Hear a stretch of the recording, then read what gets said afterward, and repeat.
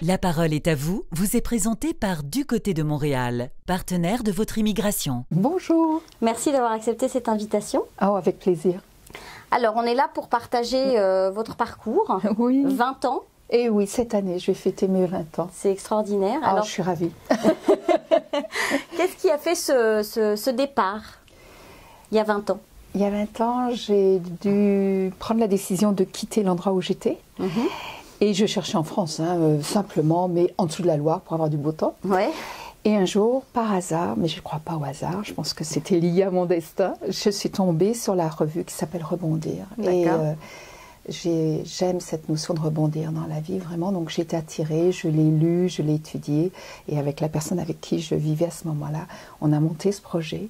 Et c'était en 97 quand j'ai eu cette revue. D'accord. Et on est arrivé ici en octobre 98. Donc ça va faire 20 ans en octobre. Et vous êtes arrivé sur quel programme? En résidence permanente ou Oui, tout à fait. Là, j'ai vraiment fait toutes les démarches. J'avais quand même 3 enfants, ados. Je voulais pas les entraîner dans une aventure un petit peu bancale ou aléatoire. Il y avait quand même un besoin de sécurité quand même. D'accord. Vraiment. Et la résidence permanente, à cette époque-là, était assez rapide alors? Ça a pris, je dirais, 9 mois, bien tassé. À partir du moment où moi j'avais commencé à envoyer les papiers. Et il y a eu plusieurs étapes, évidemment, les visites médicales, etc. L'entretien au consulat, bon, le processus. Mais ce qui m'a le plus frappé à l'époque, je suis d'abord allée à cette réunion d'information. Il y en avait dans les grandes villes, Paris, Lille, Marseille, etc. J'imagine que c'est la même chose, mais j'avoue que je n'ai pas suivi de ce côté-là. J'avais fait mon tour, donc tout allait bien. Et on nous a vanté le Québec comme l'Eldorado. Vraiment? Vraiment. Et c'est ça qui était difficile parce que je suis tombée de haut en arrivant. En arrivant? Oui, vraiment. Pour des tas de choses. Il y a des choses qui m'ont énormément frappée, en bien comme en moins bien, évidemment. 2 anecdotes. Je me suis retrouvée avec la machine à laver qu'avait ma grand-mère, qui faisait ch'toum, ch'toum, ch'toum, ch'toum. Alors que moi, j'étais habituée aux petites machines à tambour qui sort et tout. Qui lave très bien. Et qui lave très bien, voilà. Et qui n'abîme pas le linge comme là. Bon. Donc là, ça a été un choc. Moi qui voyais, vous savez, les images d'Épinal, je voyais l'Amérique comme le truc... moderne. Oui, en avant. Bon, et nous, un peu arriérés, même à la limite. Ben non. Ça l'était dans les années 80. Oui, mais la France a beaucoup rattrapé. Heureusement. Mais là, j'étais entre deux, 98. Et l'autre chose, à l'inverse, bon, je venais d'une petite ville dans le Nord et évidemment, on commençait à peine à parler d'ordinateur. Et là, je suis arrivée dans l'école des enfants et c'était au moins, parce que je ne les ai pas toutes comptées, au moins 20 classes remplies d'une 40aine d'ordinateurs. Ah oui, incroyable. Et là, ça m'a sidérée. Donc, il y avait ces contrastes. D'un côté, je trouvais très, très en avance, vraiment très à la pointe, j'allais dire.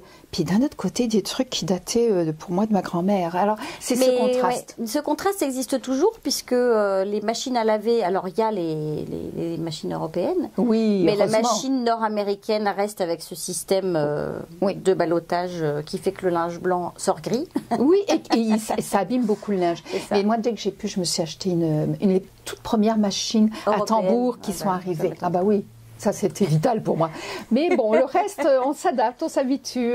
Il y a des tas de choses que je ne trouvais pas ici. Au niveau nourriture, on a chacun nos habitudes. Complètement. Voilà. Bon, il y a des choses que je ne trouve pas. Alors, les amis, quand ils viennent me voir, ils font un plaisir de m'en amener. Mais j'ai découvert d'autres choses. Donc, je veux dire, ceci compense cela. Je veux dire, ce que j'ai décidé, puisque c'était mon choix, j'ai pas... Il y a des tas de personnes qui viennent ici contraintes et forcées. Kim Thuy est un bon exemple. Les immigrants de guerre, les personnes qui fuient, etc. Vraiment. Moi, c'était mon choix.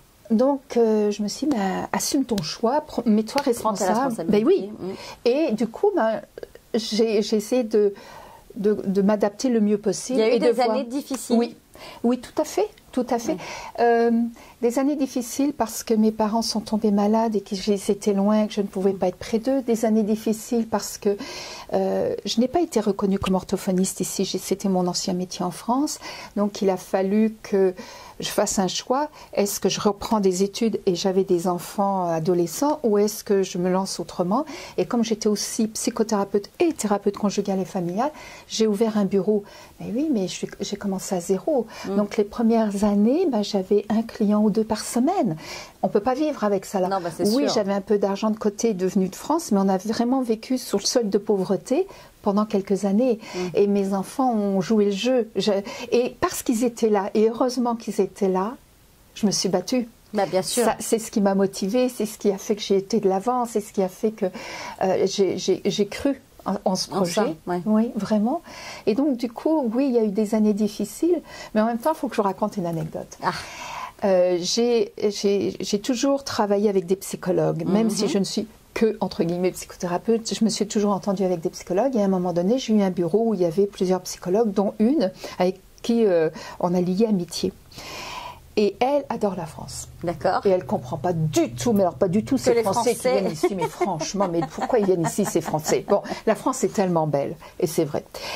Et on se retrouve à dîner un jour, et là, on commence à parler des avantages de la France et du Québec. Et ce qui était drôle, c'était qu'elle me disait les avantages de la France et moi, je disais les avantages du Québec. Et on est parti dans un grand délire de discussion. Et là, on s'est dit, ça serait quoi le pays idéal? Alors, le pays idéal, il y aurait ci, puis il y aurait ça, puis il y aurait ci, puis il y aurait ça. Puis au bout du bout, on s'est rendu compte qu'il y avait 50% de choses qui venaient du Québec, 50% de France. Incroyable. Et ça, j'ai trouvé ça génial. J'ai trouvé ça génial parce qu'effectivement, c'est le coup du verre à moitié vide, à moitié plein. Complètement. Si on vient ici et qu'on commence à comparer par la négative, et qu'on commence à voir ce qui nous manque, et qu'on commence à juger l'accent, à juger l'allure, à juger... La façon de conduire. Par exemple, et le manque de métro et de bus, c'est sûr qu'on va avoir du mal. C'est sûr. Ça, je suis d'accord. Si on vient ici, c'est pas pour ce genre de choses, c'est pour l'ouverture d'esprit, c'est pour l'aventure, c'est pour l'espace, c'est pour le côté calme, c'est pour le côté... Écoutez, quand j'entends toutes ces grèves en France, les manifestations. Oh mon Dieu, je suis bien d'être ici. C'est vraiment. Ça. Non, mais c'est vrai, je suis bien d'accord. C'est sûr que c'est un autre système. Et avant de venir, vous aviez fait quand même un voyage Jamais. Alors, j'ai découvert le Québec, le Canada, le Québec, Montréal, tout. Je n'étais jamais venue. Sans être jamais venue. Non, par contre, comme quoi, c'est pour ça que je dis que le hasard n'existe pas. Quand j'étais adolescente, mes parents m'avaient offert un abonnement aux conférences du monde. D'accord. Et j'ai vu des conférences extraordinaires. Puis quand même, les conférenciers, c'est ça qui est génial, ce sont des gens passionnés, passionnants. Donc je ressortais là, j'avais des choses merveilleuses en tête. Oui. Et un jour, il y a une conférence sur le Canada.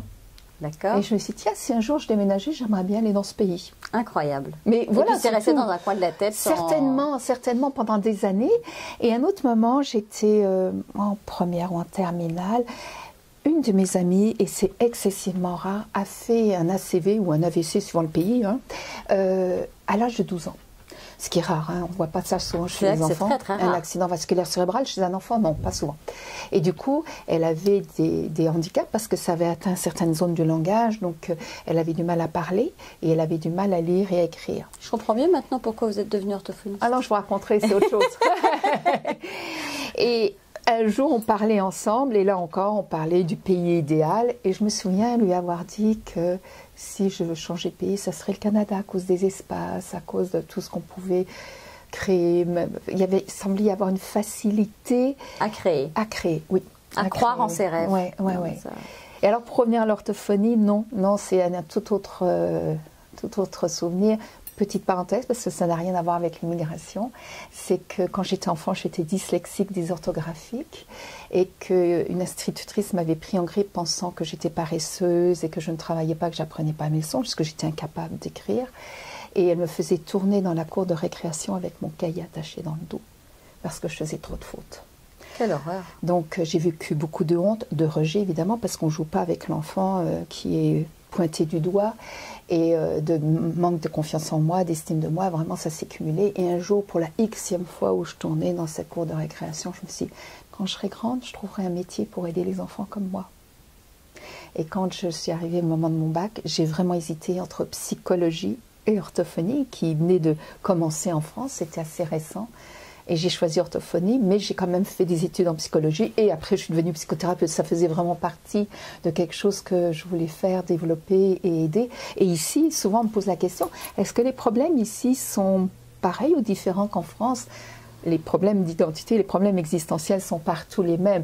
Ils ne s'expriment pas peut-être de la même manière, mais ce sont les mêmes. Donc voilà. Et vos enfants ont hérité de ça? Non, pas du tout. Pas du tout. Non, donc c'est une chance. Juste moi, le vilain petit canard de la famille. Alors voilà. Ce sont des choses qui arrivent. Oui, tout à fait. Et alors eux, leur arrivée ici, donc ils étaient adolescents. Est-ce que ça a été un choc? C'était drôle parce que j'ai une fille qui a réagi en se trouvant, elle avait une quinzaine d'années, en se trouvant un chum, comme on dit ici, un Québécois pur laine, tout de suite. Ça a été sa manière de s'intégrer, de se sentir plus à l'aise, etc. L'autre, elle, a passé toutes les étapes de deuil. Puis vraiment, à un moment donné, je lui ai dit, écoute, si t'es vraiment si malheureuse, rentre en France, vraiment. Puis parce que je la voyais qui pleurait, qui était vraiment désespérée. Et ça a duré quand même un bon 6 mois. Et puis finalement, elle s'est beaucoup plu ici. Mais elle est repartie en France, mais elle s'est beaucoup plu ici. Elle revient régulièrement. Elle a gardé des amis ici, donc voilà. Et mon fils est arrivé avec un décalage de 2 mois parce qu'il s'était fait une entorse. Il avait un plâtre et tout, donc il n'a pas pu partir tout de suite. Il est resté chez son papa ce temps-là. Et quand il est arrivé, on avait donc pratiquement 2 mois d'avance sur lui, entre guillemets. Et il a bénéficié de toutes nos découvertes, de tous nos apprentissages, de toutes les facilités pour le métro, pour tel endroit, etc. Et alors lui, il s'est trouvé comme un poisson dans l'eau. Alors vraiment, ça a été j'ai eu 3 enfants, 3 approches différentes. Et à la limite, il s'est plus vite adapté que nous autres. Incroyable. Oui, vraiment. Et le système scolaire français qui ne lui convenait pas du tout. Le système québécois, alors là, il était comme heureux. Heureux. Il s'est retrouvé à Bois-de-Boulogne et vraiment au cégep de Bois-de-Boulogne, il était vraiment bien. Et il a fait des choses qu'il n'aurait jamais fait en France. Il a fait de l'improvisation, il a fait du théâtre, il a fait de la radio, il a fait de la photo, il a fait, je ne sais plus quoi, enfin, des tas de choses qu'il n'aurait pas faites là où j'étais et qu'il a découvertes et qu'il a adoré. Ouais, ça ne m'étonne pas. Oui, vraiment. Et alors vous, qu'est-ce que vous a apporté cette immigration ? D'abord, je me sens bien, mais je pense que j'y ai contribué. Ça a été vraiment quelque chose de donnant-donnant. J'ai reçu beaucoup, mais j'ai donné beaucoup. Parce que je venais ici, c'était un pays qui m'accueillait. Donc, je me suis adaptée vraiment. Je dis, ça ne m'empêche pas d'avoir la nostalgie de certaines choses, mais pas le regret, mais pas la tristesse. Je suis vraiment la nuance. Mais j'ai une cliente une fois qui est arrivée un matin, puis elle arrive en retard. Je me dis, mais c'est bizarre, c'est pas dans son habitude. Je lui demande ce qui s'est passé. Elle me dit, mon fils était tout énervé ce matin. Et alors moi, je commence à l'interroger de façon française. Et je la vois qui me regarde d'un air bizarre. Je me dis, oh là, il doit y avoir quelque chose. Donc je l'interroge en me disant, mais racontez-moi ce qui s'est passé vraiment, parce que j'ai l'impression qu'on ne parle pas de la même chose. Et elle me parlait de son enfant qui était excité. Donc ici, ils disent énervé. Moi, je l'avais traduit façon française, fâché. Donc ça a donné des anecdotes comme ça qui sont drôles et qui m'ont amené du coup à beaucoup écouter et effectivement à vérifier. Parce que je voulais pas plaquer. Là, vraiment, ça a été spontané chez moi, puis je me suis rattrapée évidemment. Bien sûr. Dans le quotidien, parce que les mots sont pas les mêmes, la culture est différente. Et ils n'ont pas la même approche des choses ou le même vécu, vraiment. Et j'ai un ami français qui était en couple, malheureusement ils sont séparés, mais était en couple avec une Québécoise. Et quand on se retrouvait, cet ami et moi, évidemment on avait nos grandes discussions, et je t'argumente d'un côté, je t'argumente de l'autre, et puis après, bon, alors tu me l'offres cet apéritif, et hop. Et elle nous regardait, je la voyais qui pâlissait, puis qui venait angoissée parce qu'elle pensait qu'on se disputait, alors qu'on est en train de discuter. Et donc les autres fois, chaque fois je lui ferais, t'inquiète pas, on est en train de pas placoter un peu fort, mais t'inquiète. Ou nous on baissait le ton, on faisait attention du coup. Chacun faisait un pas parce que c'était. Je voulais pas qu'elle soit angoissée, c'était pas le but. Donc il y avait une forme de respect. C'est vrai que quand on parle un peu fort, ils ont l'impression qu'on se dispute. Alors si on crie, alors là c'est de l'irrespect total, on les met à terre. Mais oui, c'est zéro tolérance. C'est ça, il n'y a pas d'argumentation du tout. Et puis les débats qu'on peut avoir, ça n'existe pas. Non. Et le prof de français de mes filles, qui est un Québécois, leur donnait des textes à étudier. Les questions étaient préparées et il fallait qu'ils répondent tel mot qui serait étudié à telle ligne dans tel paragraphe. elles étaient habituées à faire des discussions sur les textes français et elles ont trouvé ça très mortel. Très plate. Très plate, comme ils disent ici. Oui, oui, oui, oui, oui. Et alors, si vous aviez un conseil à donner à des personnes qui vont arriver ou qui souhaitent arriver, parce que ça, après, il peut y avoir deux notions, ça peut être deux conseils différents. Bien sûr. Qu'est-ce que ce serait, en fait? Celles qui souhaitent arriver, effectivement, qu'elles prennent un peu plus le temps de se renseigner, chose que j'avais pas fait, vraiment pas. Ça, je reconnais, j'ai foncé tête baissée, mais c'était tellement une évidence pour moi, cette revue, que je pense que ça s'inscrivait dans quelque chose. Mais c'est pas le lot de tout le monde, alors ne me prenez pas comme exemple pour ça. Voilà. Mais une fois arrivé ici, c'est effectivement de vous mélanger, de ne pas rester juste avec la communauté française. Ah, ça, je suis d'accord. Même si j'appartiens à certaines associations françaises, j'appartiens au réseau des femmes d'affaires du Québec, j'appartiens aux femmes... réseau des femmes professionnelles, etc. Et il y a vraiment tout le monde. Et j'ai des amies québécoises et je suis bien contente de les connaître, généreuses comme tout, vraiment... Et puis apprenez à donner. En France, on ne nous apprend pas ça. Mais ici, plus vous tenez, plus vous allez recevoir. Mais dans plein Giver's gain. Oui, oui, oui. Et laissez derrière vous les histoires de hiérarchie. Ça n'existe pas. Non, non. Puis c'est très bien. C'est très bien. Vous voyez, j'ai une jeune femme qui m'aide comme assistante. Eh bien, pour moi... J'ai dû l'appeler assistante pour qu'elle ait un poste. Un poste, mais pour moi, c'est vraiment une collaboratrice parce qu'elle fait des tas de choses que je ne sais pas faire, sinon je n'aurais pas besoin d'elle. Et elle est précieuse pour moi. Et c'est cette notion de j'ai envie de la garder et je la bichonne parce que j'ai envie de la garder. Parce que ça peut partir vite, un employé. Oui, ici, ça va être comme ça, du jour au lendemain. Et j'en ai vu, vraiment, à tous les niveaux. Patron haut placé qui arrive à son bureau le matin et lui dit qu'il doit partir, alors qu'il avait un contrat pour 7 ans. Il était au bout de 1 an et demi, 2 ans. Donc, et ça n'avait rien à voir avec son travail, la qualité de son travail. C'est parce qu'il y avait le neveu du directeur qui cherchait une place. Ça arrive partout, c'est partout France pour ça. Petit clin d'œil. Mais non, et des gens, j'ai moi-même travaillé dans un organisme qui aidait les gens à encaisser le fait qu'ils étaient mis à la porte, qu'ils étaient licenciés, et leur donner toutes les solutions qui pouvaient se présenter à eux.